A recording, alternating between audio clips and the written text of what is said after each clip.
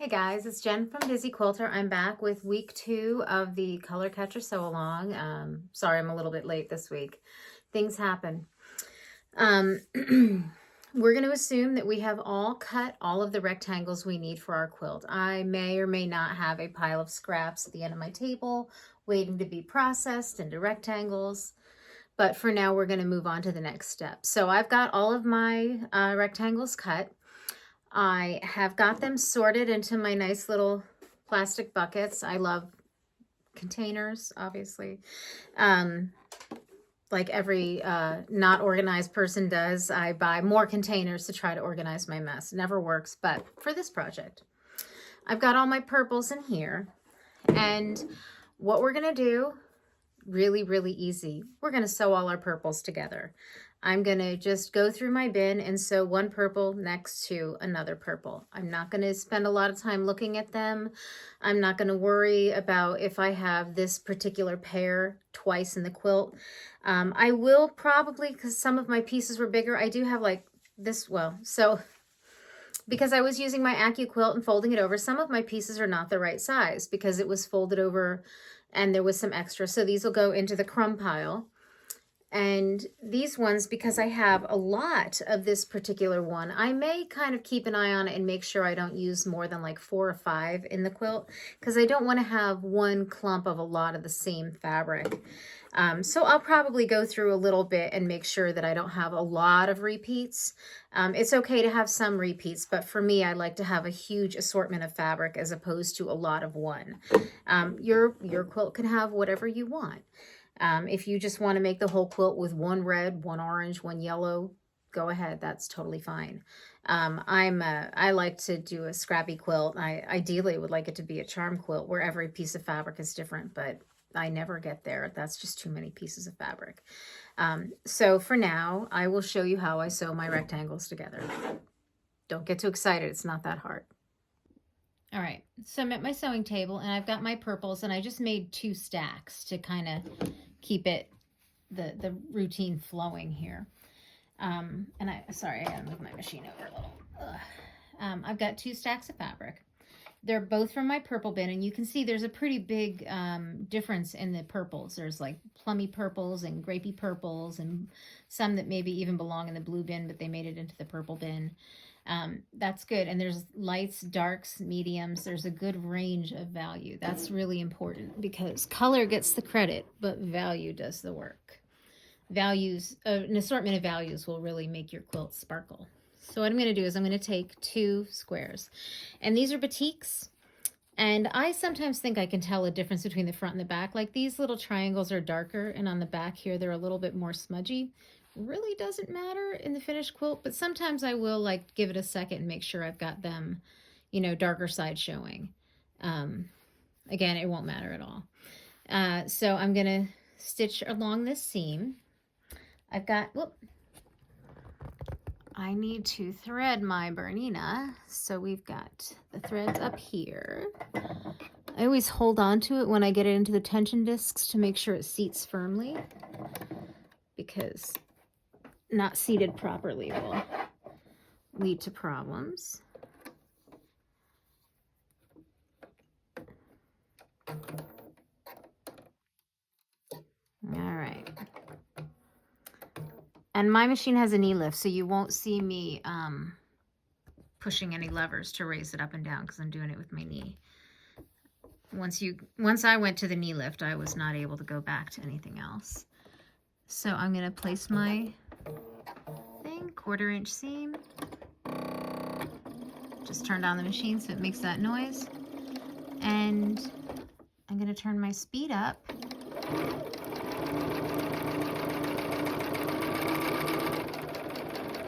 A little easier to keep it straight when the camera's not in front of it.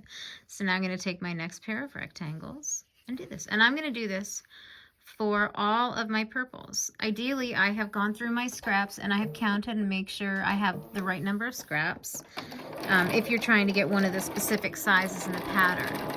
However, I'm just trying to use all my scraps, so I'm just going to sew all of them together.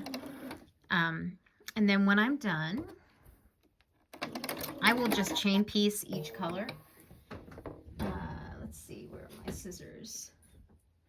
Oh, here, I can use this. There's a thread cutter here. When I'm done with the chain piecing, I will split them all apart, and then I will take them over to my iron, or if I'm not feeling like having the iron running, I will take my seams, and I like to press open. Now, I know this is a finger presser stick thing. There's lots of these on the market. There's like little seam rollers. They work pretty nicely. So I've got my seam pressed open, and there's my purple squares. And I'm looking at the end of the day to have all, well, not today, all of the purple ones pieced. My goal for this week is to sew through 1 or 2 of each bin every day. What was I saying before this? So that's what we're going to do today. We're going to just make a lot of squares. I want to have a lot of purple squares.